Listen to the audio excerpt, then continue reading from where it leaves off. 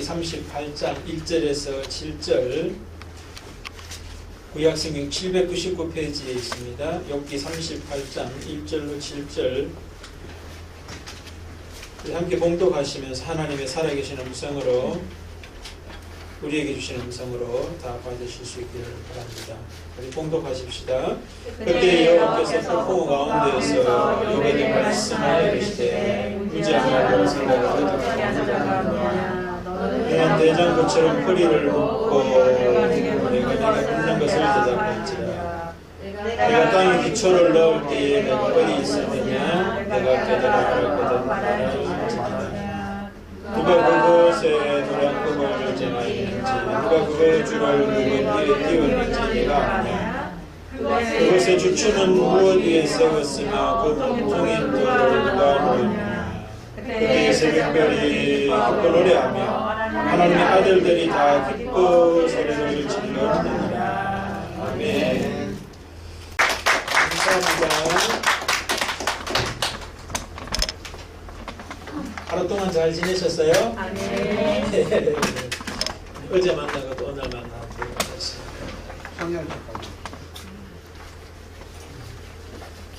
몸이 가까워져야지 뭐예요? 마음도 가까워져요. 몸이 멀어지면 마음도 멀어지게 돼 있어요. 어제 보고 오늘 봐서 더 기쁘고 감사합니다. 네, 우리 옆에 분에게 한번 축복하십시다. 모든 것이 하나님의 은혜입니다. 모든 것이 하나님의 은혜입니다. 모든 것이 하나님의 은혜입니다. 모든 것이 하나님의 은혜입니다. 은혜인 줄 아는 게 더 큰 은혜입니다. 아멘. 예, 퀴즈 하나 내볼게요. 여러분 우리 이거 새들 있죠? 새들이 이제 알을 낳아서 부화가 되면은 어미새가 먹이를 주지 않습니까? 근데 우리가 보면 뭐예요? 어미새가 먹이를 잡아와서 새끼 새에게 이제 입에다 하나씩 이제 넣어주잖아요. 궁금했던 게 있었어요. 고놈이 고놈 같은데 어떻게 먹이를 잘 구별해가지고 줄 수 있을까? 아시는 분 있어요? 부모님 깨워내는.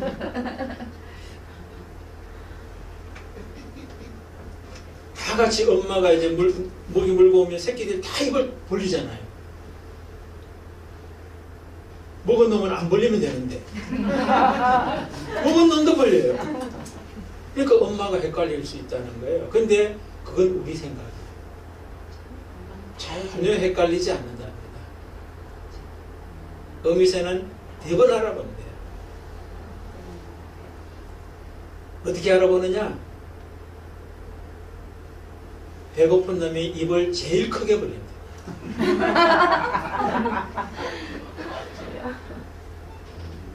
배고픈 놈이 입을 최고 크게 벌리기 때문에 그 놈이 안 먹은 놈이라. 그래서 어미새는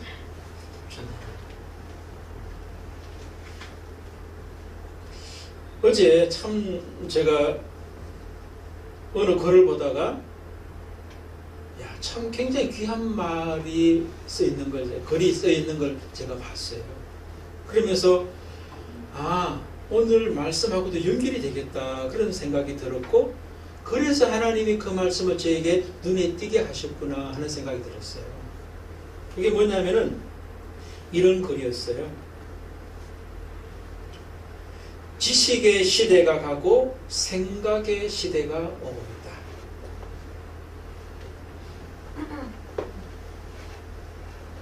이제 지식의 시대는 가고 있다는 거예요. 생각의 시대가 오고 있다. 그런 말을 제가 봤어요. 그러면서 이제 거기서 조금 더 붙여있는 이야기가 뭐냐면은 모든 문제를 답해주는 선생이 아니라 스스로 생각하게 하는 선생이 좋은 선생이다. 지식의 시대는 가고 생각의 시대가 오고 있다. 여러분 무슨 뜻인 것 같아요?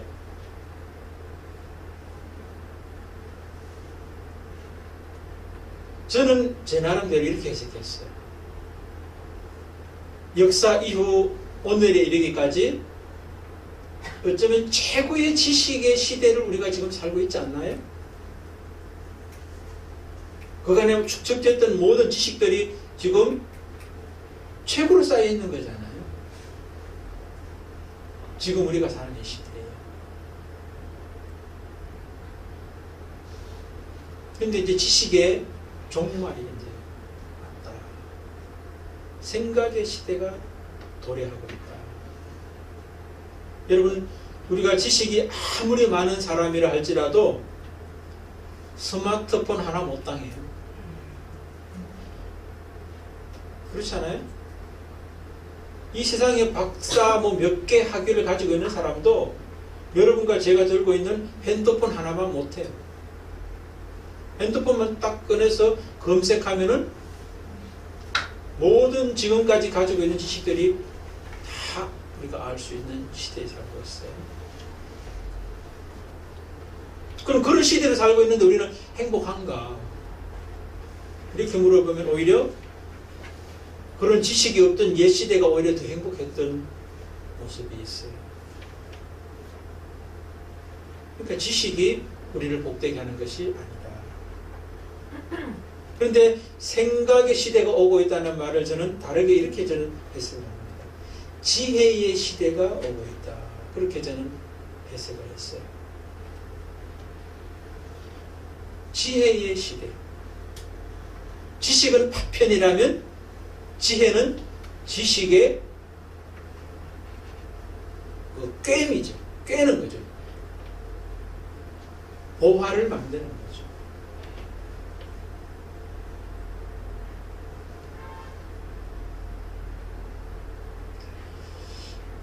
오늘 이제 여러분들하고 같이 나눌 어떤 그런 최고의 지혜가 뭐냐? 은혜를 아는 것이라는 거예요. 최고의 지혜는 은혜를 아는 거예요. 많은 지식들이 파편화되어 있던 것들이 모아지면은 지혜가 되는데 그 지혜의 최후의 열매는 뭐냐면은 지식이 조직적으로 잘 짜여져 가지고 활용되는 것, 그게 아니에요. 그것의 궁극적 목적은 행복함이에요. 행복함을 주지 못하는 지식은 지혜가 아니에요.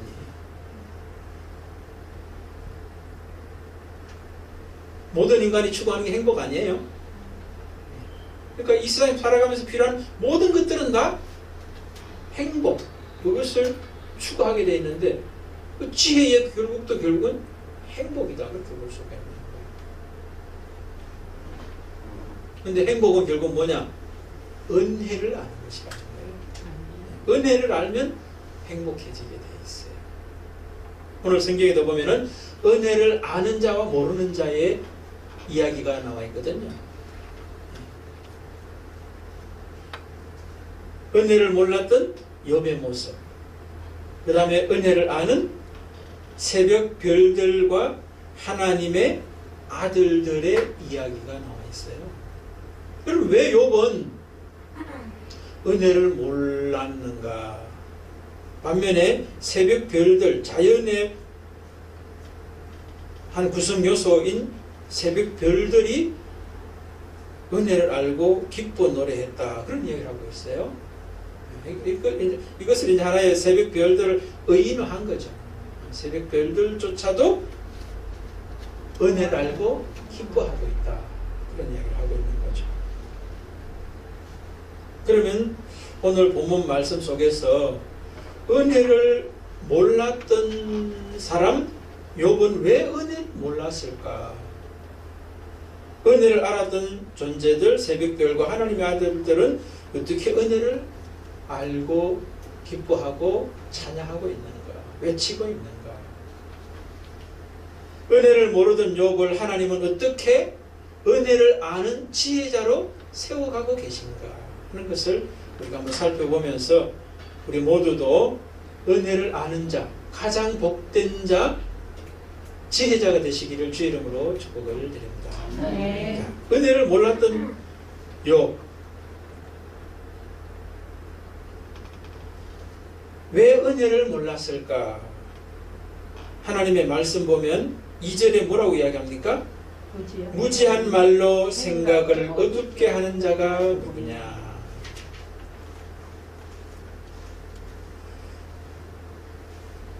이 말씀은 좀 해석이 필요한 말씀인데요. 무지한 말로 생각을 어둡게 하는 자가 누구냐 할 때 생각이 무엇을 말하느냐 하면은 히브리 원어로는 애차라고 해요. 애차. 애차가 뭐냐면 생각, 섭리, 계획 이런 뜻이에요. 그러니까 하나님의 생각과 섭리와 계획을 생각이라는 말로 지금 표현하고 있는 거예요. 원어는 애차인데 우리나라로 번역할 때 생각이라고 이제 번역을 한 거예요. 그러니까 무지한 말로 하나님의 생각, 섭리, 계획을 어둡게 하는 자가 누구냐?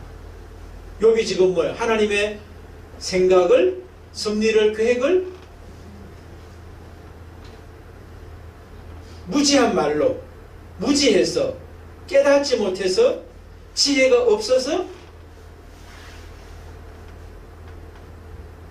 모른다는 거예요.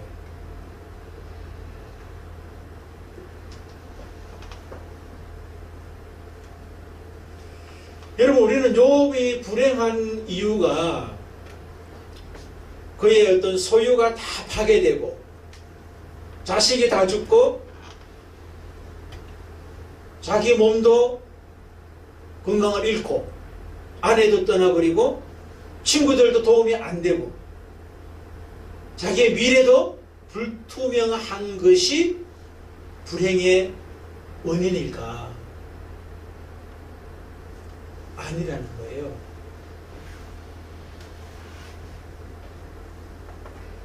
하나님께서 말씀하시는 대답이 뭐예요?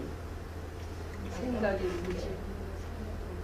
예, 생각을 어둡게 하고 있기 때문에 그렇다. 하나님의 계획과 나를 향한 섭리를 깨닫지 못한 지혜 없음, 무지 때문에 그렇다. 그렇게 말씀하는 거예요. 여러분, 한 해를 돌아보시면서 여러분은 모든 것이 하나님의 은혜라고 고백하십니까? 그러면 여러분들은 지혜자예요. 박사학위가 몇 개 있어야 지혜자가 아니라 박사학위는 지식이 있는 사람이고 은혜를 아는 사람이 지혜자예요. 그럼 여러분들은 은혜를 알면은 박사보다 더 나은 지혜자인 거예요. 그런데 혹 뭐 우리 가운데는 안 계시겠지만 그런 사람이 있을 수 있는 거예요.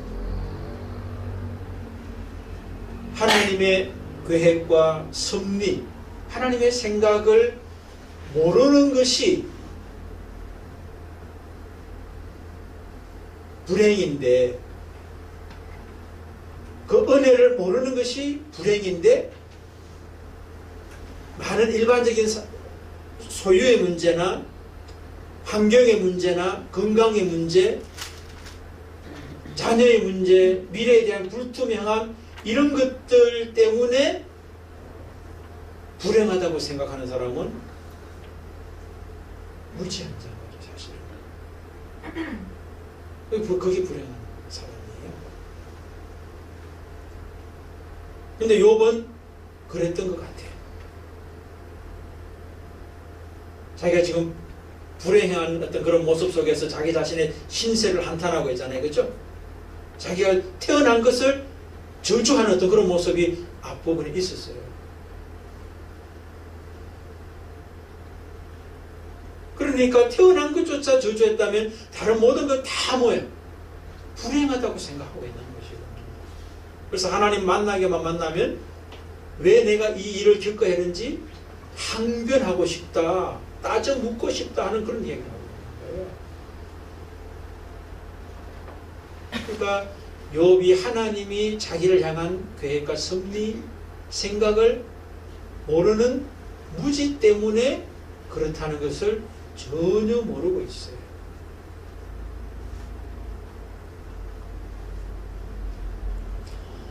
여러분, 누가복음 15장에 보면은 이런 말씀 있죠. 어리석은 부자 이야기 있죠, 그죠? 한 해 동안 농사를 지었는데 너무너무 농사가 잘 됐어요. 그래서 창고가 부족할 정도예요. 얼마나 잘 됐으면 창고가 모자라겠어요. 그래서 이 사람이 창고를 짓고 거기에 이제 소유를 다 걷어들이고 자기는 이제 매일매일 잔치하면서 살아야 되겠다 하는 그런 계획을 생각해요.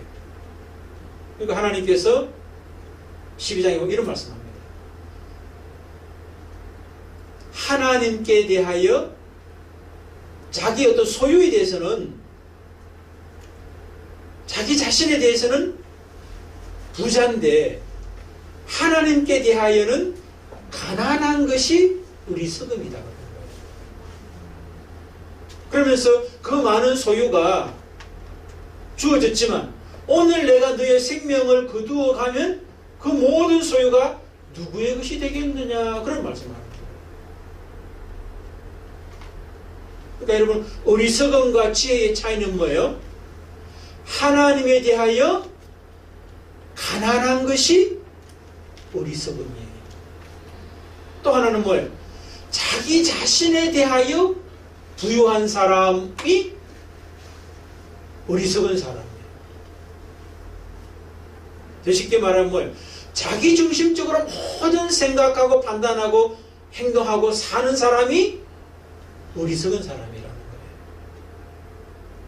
반면에 모든 생각과 판단, 행동하는 이 모든 것들을 하나님이 부자로서, 하나님이 중심으로, 하나님이 우선시 되어서 살아가는 사람이 지혜로운 사람이다. 이렇게 됩니다. 그런 사람은 뭐예요? 하나님께 부자, 지혜로운 사람은 이 세상의 것 가지고 행복과 불행이 갈려지는 게 아니에요. 하나님께 부자가 되면 모든 것에 은혜를 살게 되어 있어요. 우리 누가복음, 마태복음 6장 33절 그 이하도 그런 거 있잖아요. 너희는 먼저 그의 나라와 의를 구하라. 그리하면 이 모든 것을 너희에게 더하시리라. 이 모든 게 뭐예요? 이 모든 게 뭘 말하는 거죠? 그 말을 들었던 사람이 앞에 어떤 일을 했어요? 무엇을 먹을까? 무엇을 마실까? 무엇을 입을까를 염려하고 걱정했단 말이에요. 염려하고 걱정하고 그것을 위해서 수고하고 애쓴다고 되는 게 아니라는 거예요. 오히려 그런 사람에게는 뭐예요? 더 안 되게 되어 있어요. 왜 그런지 아세요? 안 돼서 안 되는 것이 아니라 하나님께서 안 되게 하셔가지고 안 되게 돼 있어요. 왜 하나님이 그럼 안 되게 하실까요? 무엇을 먹을까 마실까 입을까가 우선순위가 아닌데 그것을 쫓아가고 있는 어리석은 사람이기 때문에 그 어리석은 사람은 뭐예요? 지혜자로 바꿔주셔야 되기 때문에 그런 거예요.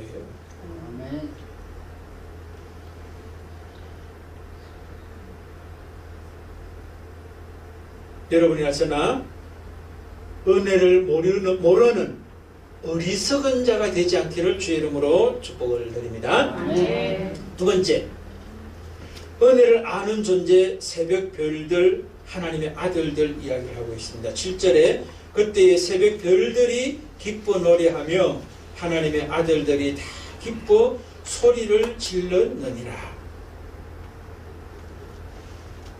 뭐 하나님의 아들들은 뭐 우리나라 말로 번역할 때 하나님의 아들이다 이렇게 돼 있는데 또 영어 성경에 보면 천사들로 번역하기도 합니다. 여기서요.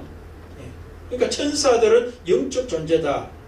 또 하나님의 아들은 하나님을 은혜를 아는 자가 하나님의 아들들인데 그들은 기뻐 소리를 질렀다, 외쳤다는 거예요. 감사하다는 거죠.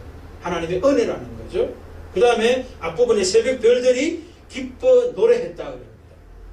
그러니까 새벽 별이라고 하는 것은 새벽 별들만이 아니라 저는 자연의 모든 만물이라고 확대 해석해도 틀리지 않다고 봐요. 그럼 자연 만물이 다 뭐예요? 하나님의 기쁨을 찬양, 하나님께 기쁨을, 자기 기쁨을, 은혜를 돌릴 수 있었던 이유가 뭐겠어요? 그들에게는 뭐 지혜가 있었다 그렇게 말하기는 쉽지 않겠지만 최소한은 하나님의 섭리와 계획과 생각에 동참하고 있는 것은 분명한 것이에요.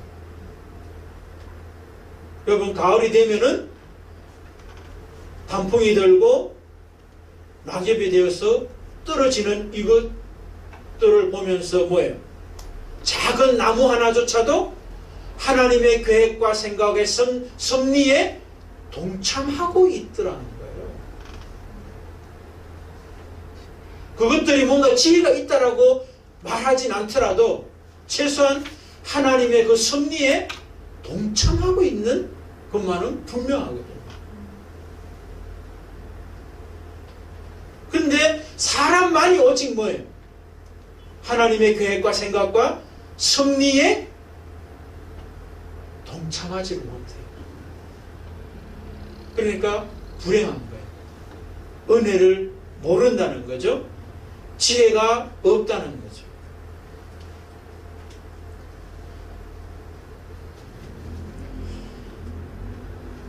우리가 누가복음 17장에 보면은 왜 10명의 나병 환자 이야기 중에서 한 명이 이제 돌아와서 감사를 고백하는 모습 이야기 있죠. 그죠? 그 이야기가 주는 메시지가 뭘 것 같아요? 9명은 은혜를 받고도 은혜를 몰랐다 이 소리예요.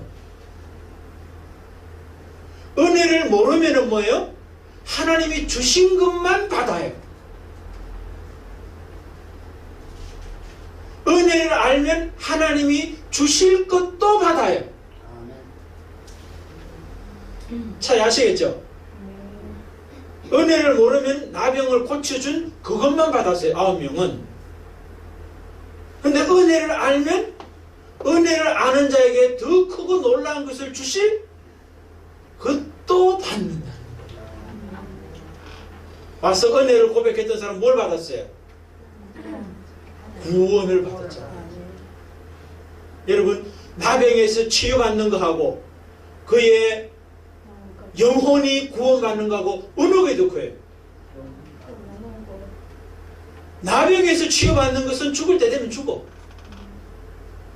그러나 영혼이 구원받은 그 사람은 영생을 현재도 살고 영원토록 사는 은혜를 받는 거예요. 그것이 바로 뭐예요? 영생은 다른 게 아니에요. 오래 사는 게 영생이 아니에요. 하나님 자체를 누리는 게 영생이에요.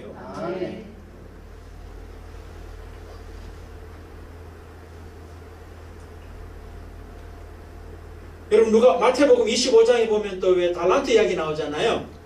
5달란트, 2달란트, 1달란트 이제 받은 이야기 나오는데 5달란트, 2달란트 받았던 사람이 1달란트 받았던 사람하고 결정적인 차이가 뭐예요?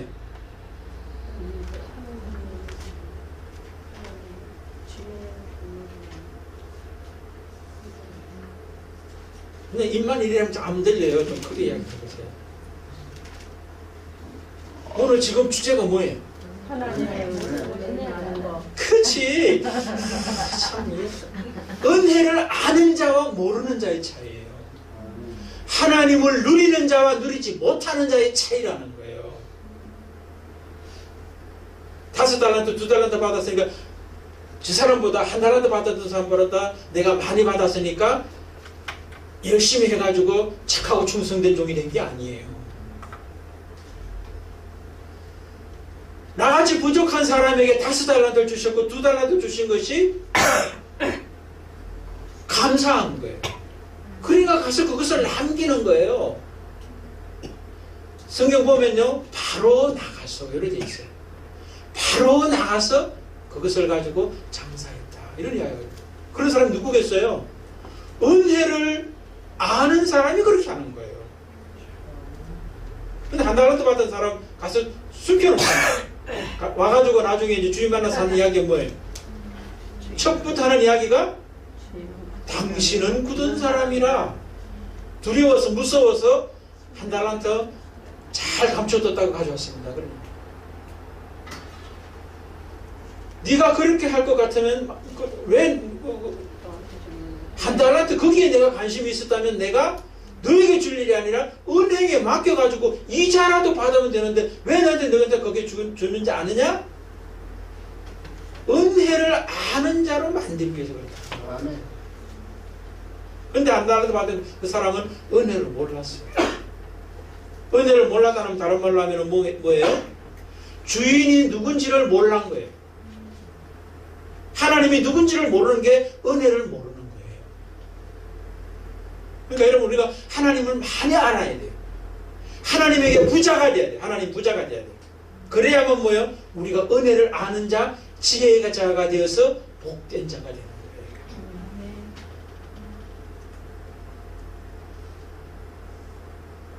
자, 그런데 요 은혜를 몰랐던 무지한 자 욥을 은혜를 아는 지혜자로 복된 사람으로 하나님이 세워가십니다. 어떻게 세워가십니까?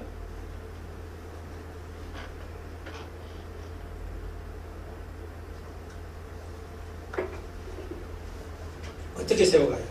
그것을 알아야지만 우리가 우리 삶 속에서 만약에 그 지혜가 부족해서 은혜를 모르고 살아가고 있다면 은혜를 아는 자로 세워가시는 하나님의 통로가 뭐라는 걸 알아야지 되잖아요. 그래야지 아 이게 은혜구나. 거기서 훈련을 잘 받아낼 수가 있잖아요. 안 그러면 그 훈련을 내가 거절할 수 있잖아요. 거부할 수 있잖아요. 안 받을 수 있잖아요.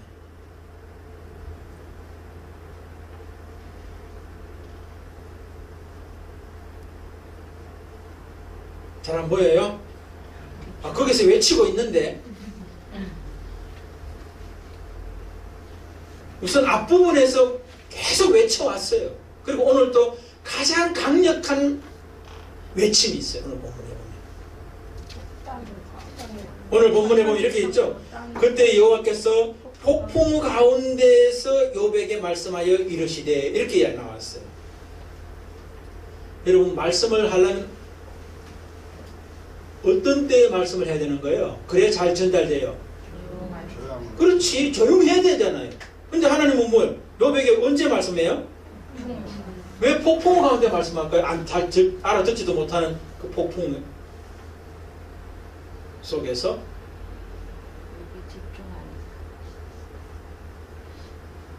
나도 잘 몰라요. 폭풍 가운데서 말씀으로 찾아오셔요. 이유도 여러분 한번 생각해 보세요. 저도 찾아볼게요. 저도 잘 몰라요. 저라고 다 압니까? 폭풍 가운데 찾아오셔서 말씀한다.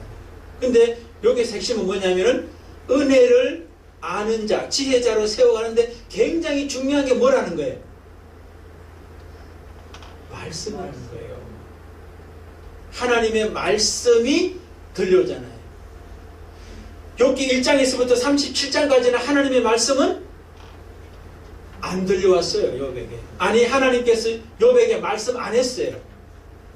그러니까 못 듣죠. 근데 지금 이제 말씀하시는 거예요. 38장부터 말씀하셔요. 그러니까 여러분들 우리가 무지한 자를 지혜자로, 은혜를 모르는 자를 은혜를 아는 자로 세워질 때 굉장히 중요하게 사용하신 하나님의 도구가 뭐다?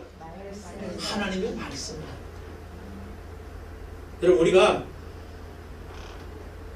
은혜를 모르고 불행하고 참 힘들고 이러면 이럴수록 우리가 지혜자로 은혜를 아는 자로 세우실 때 사용하는 하나님의 도구가 말씀이라면 말씀의 자리에 우리가 더 가까이 가고 자주 만나고 많은 시간을 만나는 게 굉장히 중요한 거예요. 아멘.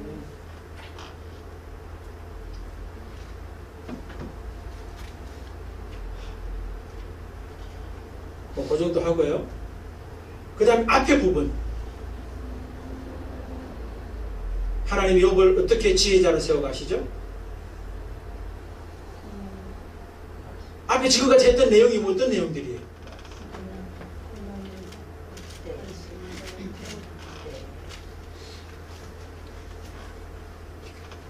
그냥 넘기까지 안 보여요. 전체 그림을 볼 수 있어야 돼요. 그동안 어떤 내용들이 좀 앞에 계속 나왔어요? 욥에게 소유를 파괴했잖아요. 자기를 병들게 했잖아요. 자식들 다 죽였잖아요. 친구들 와가지고 막 정죄하는 그 모습의 욥에게 계속 있었잖아요. 바로 그것이 하나님께서 욥을 지혜자로, 은혜를 아는 자로, 불행에서 행복의 자리로 이끌어 가는데 사용했던 하나님의 훈련 도구라는 거예요. 그런데 욥은 뭐예요? 몰랐어요. 자기가 닥쳤던 불행이라고 생각했고 또 그것이 원인이라고 생각했지, 하나님이 나를 불행의 자리에서 행복의 자리로 은혜를 모르는 자에서 은혜를 아는 자로 세워가시는 훈련 도구라는 것을 전혀 생각하지 않았어요. 우리도 그럴 수 있다는 거예요. 지금 우리 속에 펼쳐지는 모든 사건들 있잖아요. 만남들, 환경적인 거, 또 내 속에서 일어나는 여러 가지 온갖 막 생각들, 이런 것들 다 뭐라는 겁니까? 그것이 은혜인 줄 모르면은, 은혜로 이끌어가는 도구인 줄 모르면 그것이 문제라고 생각해요. 그러니까 문제라고 생각하는 사람은 뭐라는 거예요? 지혜자가 아닌 거예요. 은혜를 모르니까 문제인 거 아니에요. 그것도 은혜라고 생각하면 문제가 안 돼야 되잖아요. 문제라고 생각하니까 은혜가 안 된다는 소리잖아요. 그러니까 은혜를 모르고 살아가고 있는 사람이다. 근데 은혜를 모르는 사람은 왜 모르느냐? 무지하기 때문이라고 하는 거예요. 그러니까 무식하면 무식할수록, 지혜가 없으면 없을수록 우리는 뭐예요? 불행한 거예요. 지혜가 쌓여가면 쌓여갈수록 은혜를 알게 되어 있고요, 복되게 되어 있어요. 그리고 하나님께서 문제라고 생각했던 게 문제가 아니라 나를 지혜자로, 은혜를 아는 자로 세워가는데 사용하는 도구라고 하는 것을 말씀하고 있다는 거예요. 여러분 아시겠죠? 네. 근데 오늘 굉장히 중요한 게 또 이제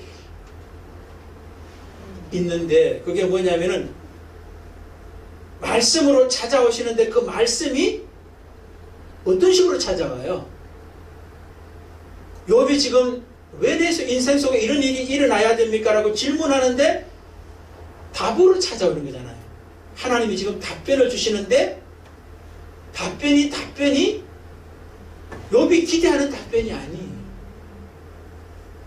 하나님 뭐라고 해요? 말씀하시는데 무지한 말로 생각을 어떻게 하는 자가 누구냐 이렇게 말씀하시면서 너는 대장부처럼 허리를 묶고 내가 내게 묻는 것을 대답할지니라. 내가 땅에 기초를 놓을 때 내가 어디 있었느냐? 내가 깨달아 알았거든 말할지라. 누가 그것의 도량법을 정하였는지, 누가 그 줄을 그것 위에 띄었는지 내가 아느냐? 그것의 주추는 무엇 위에 세웠으며 그 모퉁이 돌은 누가 놓았느냐? 하나님의 말씀이 대답이 아니에요. 대답인데 대답이 욥이 기대하는 대답이 아니라 질문으로 대답을 하고 있다는 거예요. 질문으로 대답을 하고 있어요. 왜 하나님께서 문제를 욥이 냈을 때 그것의 답은 이거야 라고 말씀하시지 않고 오히려 그 질문에 대한 답을 대물어서 질문을 하는 거예요. 왜 그러겠어요? 그냥 답을 주면은 쉽게 잊어버려요. 그런데 그 답을 질문으로 되돌려줘 가지고 자기가 스스로 그 질문에 대한 답을 찾아내서 깨닫게 되면은 더 오래 남게 되고 기억이 오래 가는 거죠. 예를 들면 이렇게 생각해 볼 수 있습니다. 예를 제가 들어볼게요. 만약에 우리 가운데에서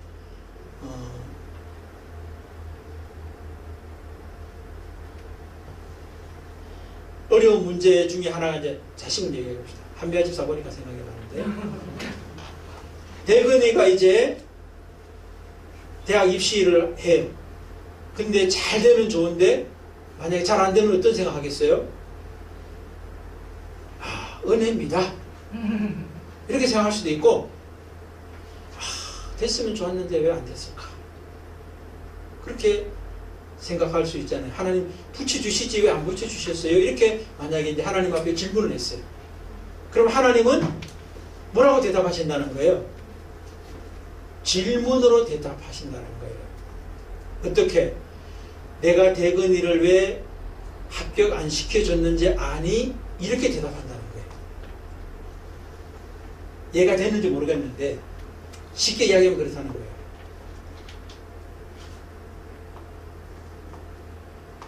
바로 대답하는 거하고 질문으로 대답하는 거하고 어떤 차이가 있겠어요, 여러분? 그 질문을 통해서 내가 하나님의 답을 내가 공부해서 생각해서 왜 그랬을까를 찾아내게 돼 있어요. 찾아낼 수 있도록 하나님이 도와요. 아, 그래서 그랬구나. 이렇게 되면은 은혜가 되는 거예요. 하나님이 다 계획이 있으셨네. 섭리가 있으셨네. 생각이 계셨네. 근데 그 하나님의 계획과 섭리와 생각은 내 생각하고 비교한다면 높아요. 여러분, 우리가 우리 자신의 과거를 돌아보면 과거에 하나님 왜 이렇게 하셨을까 했던 게 있잖아요. 그때는. 근데 지나고 났을 때는 그것이 그래서 하나님이 그렇게 하셨구나 라고 하는 것들이 얼마나 많아요. 여러분, 우리 이 작은 이 머릿속에서 생각되는 대로 하나님이 맞춰주면 우리는 뭐예요? 행복할 것 같죠? 그게 불행의 씨앗이에요. 여러분, 잊지 마십시오. 내 생각대로 안 되는 게 감사하시길 바랍니다. 그게 은혜예요. 왜? 내 생각의 크기보다 하나님의 생각이 더 크거든요. 내 생각의 높이보다 하나님의 생각의 높이가 더 커요. 더 높아요. 그 하나님의 식대로 돼야지 내 식대로 되면 안 되기 때문에 그런 거예요.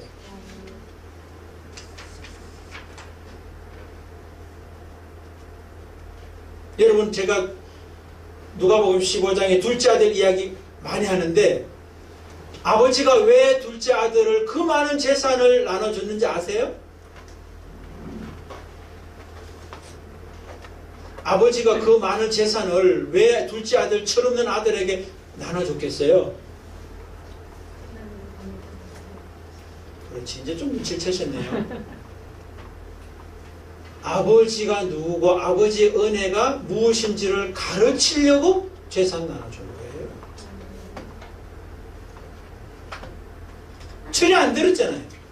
그러니까 철들게 하기 위해서 재산을 나눠주고 아버지의 은혜, 아버지가 누구냐, 내가 누구냐를 알게 하기 위해서 그렇다고 하는 것이죠. 그래서 여러분들, 우리 삶 속에서 쉽지 않은 우리 인생이 펼쳐질 때 사실 모든 것이 다 하나님의 은혜예요. 우리가 한 해 살아왔던 것도, 아니 우리 인생에 지금까지 살아왔던 모든 것도 다 하나님의 은혜라고요. 사실은 그것을 내가 아느냐 모르냐, 지혜가 있느냐 없느냐, 이 차이인 거예요. 그러나 오늘 이 말씀을 들은 이상 우리는 모든 것이 하나님의 은혜라는 것을 인정하면서 고백하면서 더 나아가서 하나님을 기뻐하고 찬양하며 영광 돌리며 살아가는 우리 모두가 되시기를 주의 이름으로 축복을 드립니다. 아멘. 그리할 때 하나님께서 우리가 받지 못했던 것, 하나님께서 더 큰 것을 주시려고 하는 것, 그것을 반드시 주시게 되어 있어요. 아멘. 한 명의 나병한 자, 은혜를 알았던 자의 그 축복이 우리를 기다리고 있다는 거예요, 여러분. 그것을 다 받아 누릴 수 있는 우리 모두 되시기를 주의 이름으로 축복을 드립니다. 아멘. 23장 찬송합니다.